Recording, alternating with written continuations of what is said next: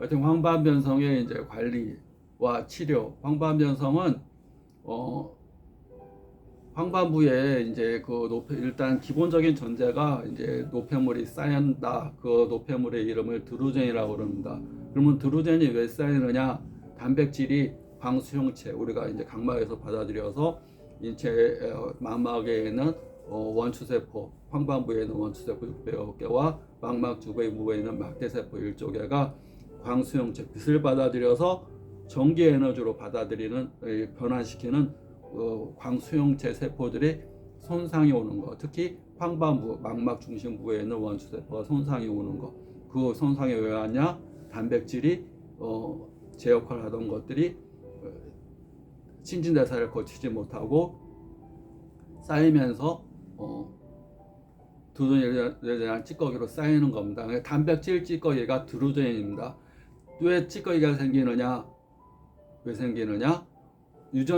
유전자에서 계속 정상적인 그 시스템을 가지고 황반부가 제 역할을 하게끔 단백질을 생성시키고, 단백질이 빛 에너지를 전기 에너지로 바꾸는 역할을 막 하게 되는데, 유전자가 지친 겁니다. 맨날 똑같은 생활, 똑같은 스트레스, 똑같은 어떤 거에 대해서 지치면, 새로운 정보가 유입이 안 되면 유전자가 새로운 단백질을 만들질 못하고 찌꺼기가 쌓이게 됩니다. 그러니까 유전자는 우리가 이 선천적으로 유전자를 타고나는 경우도 있지만, 후발성, 이게 후성 유전자라고 그럽니다.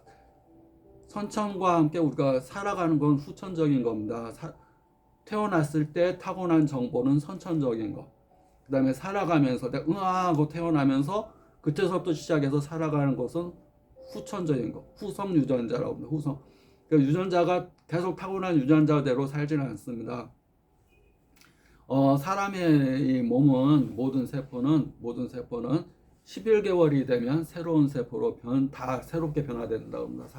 과학에서 그렇게 얘기를 하고 있습니다. 우리는 똑같은 몸으로 사는 게 아니라 11개월이 되면 11개월 전에 나와 11개월 후에 나는 전혀 다른 인간으로 산다고 이렇게 얘기를 하고 있습니다.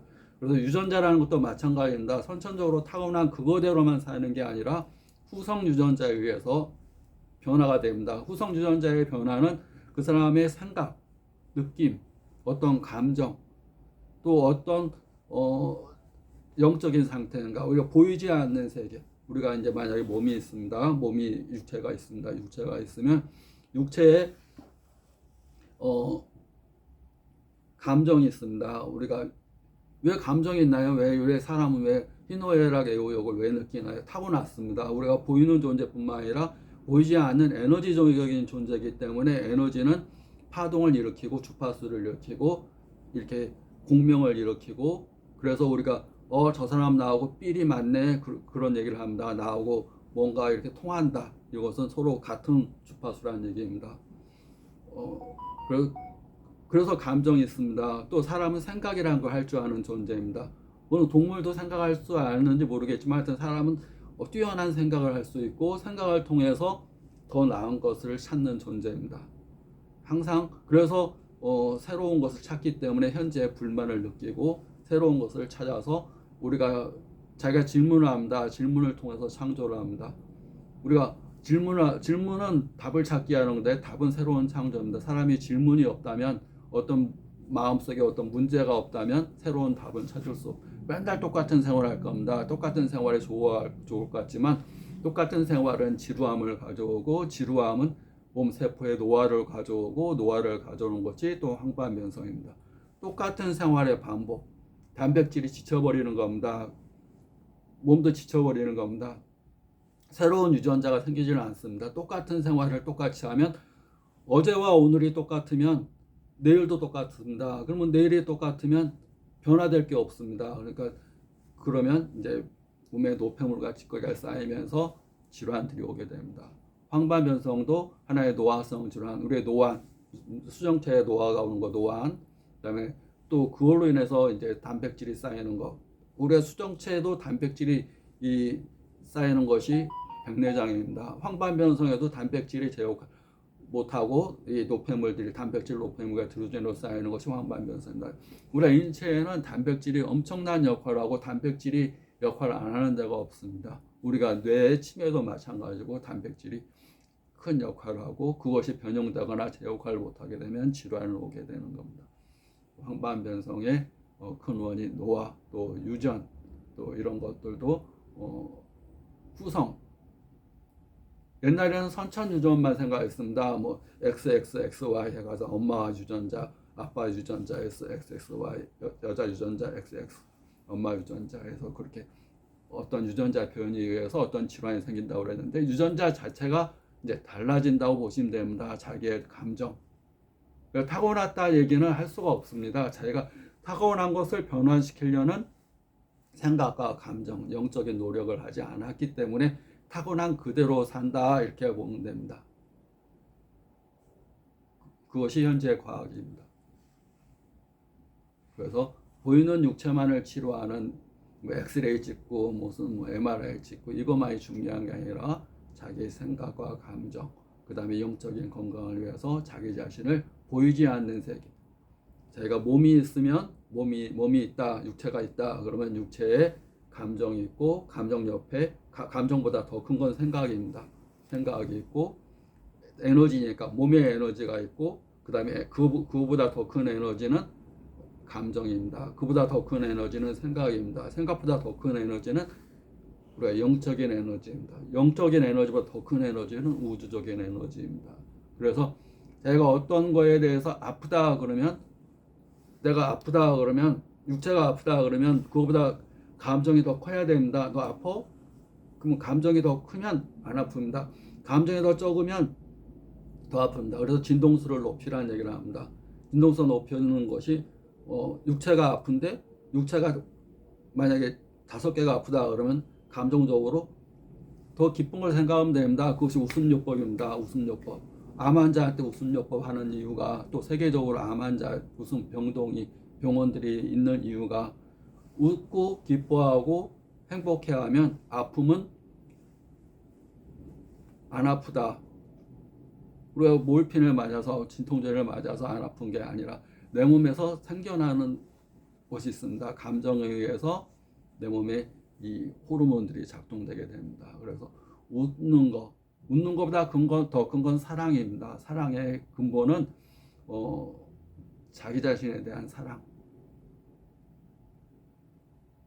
자기 자신에 대한 사랑, 그 다음에 기쁨, 행복감 그런 것들이 기분 좋게 살겠다는 자기 확고한 의지 이런 것들이 굉장히 중요합니다. 그리고 항상 가장 중요한 거 사랑입니다. 어떠한 상황에서도 사랑할 수 있는 사람은 이제 깨달은 자에 가까워진다 보시면 됩니다. 어떠한 조건에서도 즐겁고 신나게 흥나게 살 수 있는 사람도 깨달음에 가까워지는 존재입니다. 현재를 살면서 좋을 수만 없습니다. 안 좋을 수가 더 많습니다. 그렇지만 그럼에도 불구하고 깨달을 수 있는 존재가 돼. 깨달음의 존재가 간다는 얘기는 강력한 에너지를 갖고 사는 거나 마찬가지입니다. 아까 에너지를 얘기했듯이 가장 약한 에너지가 몸이고 우리가 형체가 있는 딱딱할수록 에너지가 더 약한 겁니다. 딱딱하고 굳어지고 우리가 이제 물로 비유하면 물이 있습니다. 물이 뜨거워지면 수증기가 생깁니다. 더 물이 뜨거워지면 기화돼서 물이 날아가 버립니다. 그건 이제 에너지가 높아진 단계죠. 에너지가 높아지게 되면 물의 형체가 날아가 버려서 하늘의 구름이 되고 또 이제 물의 에너지가 더 차가워지면 얼음이 됩니다. 얼음이 되면서 딱딱하게 이제 됩니다. 그래서 딱딱하게 될수록 에너지가 낮은 상태입니다. 에너지가 낮은 상태로 사는 것은 질병을 항상 갖고 사는 상태나 마찬가지입니다. 에너지를 올리는 것. 그러기 위해서는 진동수를 올려야 되고 진동수를 올리기 위해서는 사랑과 기쁨, 행복의 에너지, 특히 사랑의 에너지가 높은 단계입니다. 그 반대 우울하고 스트레스 받고 우울증 걸리고 우울증이 많이 있습니다. 우울증, 우울하다, 또 조울증 다 이렇게 낮은 상태의 에너지 상태로 떨어진다. 누가 에너지를 올려줄 수는 없습니다. 스스로 항상 기쁘고 즐겁게 흥나게 살게 되면 에너지가 올라가게 되고, 그러면 자기가 인체에 태어나서는 한 7, 80%가 물입니다. 나이가 먹어가면 60에서 70%가 물입니다. 내 몸이 지금 뭐 형체를 띠고 있지만 내 몸에 60%, 70%, 나이가 먹으면 60%, 약간 젊으면 70%가 물덩어리입니다. 사람이 물덩어리.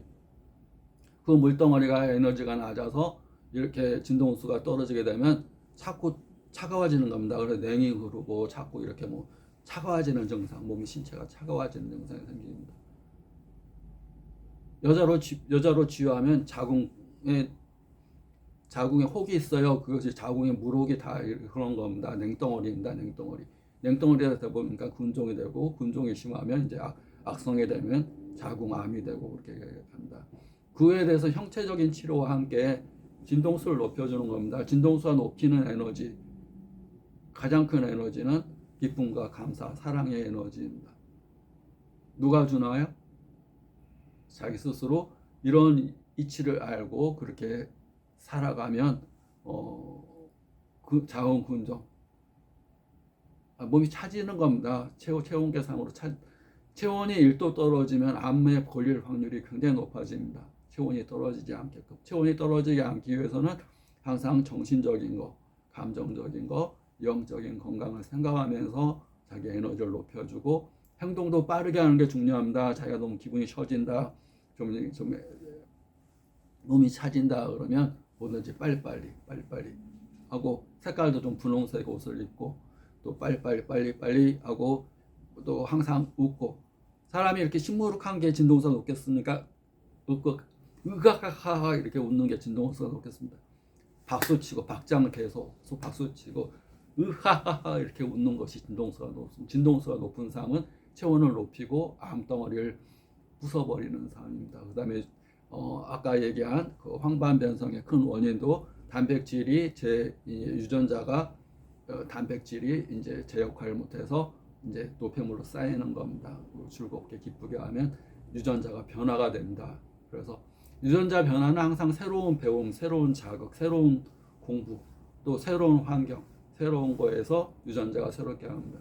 그리고 우리는 매일 여행 다닐 수는 없습니다. 그렇기 때문에 매일 배우고, 또 매일 질문을 통해서 새로운 걸 깨닫고, 또 좋은 것을 실천하려고 하면 좋습니다. 우리가 뭐 스위스를 보기 위해서 저기 스위스에 뭐 이렇게 아름다운 꽃을 보고 숲을 보기 위해서 스위스까지 매번 갈 수는 없습니다. 주변에 있는 아름다운 꽃 한 송이, 아름다운 말 한마디, 아름다운 우리가 그 것들에 그래서 그렇게 애완견을 많이 키우는 모양입니다. 애완견을 통해서 사람이 애완견을 안으면, 개를 안으면 개도 따뜻하고 내 심장 소리를 들어도 개도 엔돌핀이 분비되고 행복을 느끼겠지만, 나도 개가 행복함을 통해서 나 자신도 행복함을 느끼는 겁니다. 내가 안아줄 때 개도 행복하고, 또 개가 행복하면서 막 꼬리를 치니까 사람도 또 그 느낌이 전달돼서, 개도 모든 생명체는 에너지 덩어리니까 그 에너지가 나한테 전달되면서 나 자신도 행복해서 사람들이 그렇게나 많이 애완견을 키우는 것 같습니다. 황반변성 치료에 많이 참고 삼았으면 좋겠습니다. 치료와 함께 정신적인 거, 영적인 거, 감정적인 거, 성격적인 거 평생 못 고치고 살면 되겠습니까? 우리가 병 걸리기 전서부터 치료하고, 만약에 황반변성에 걸렸으면 치료 받으면서 같이 치료를 하면 더 좋습니다. 파이팅.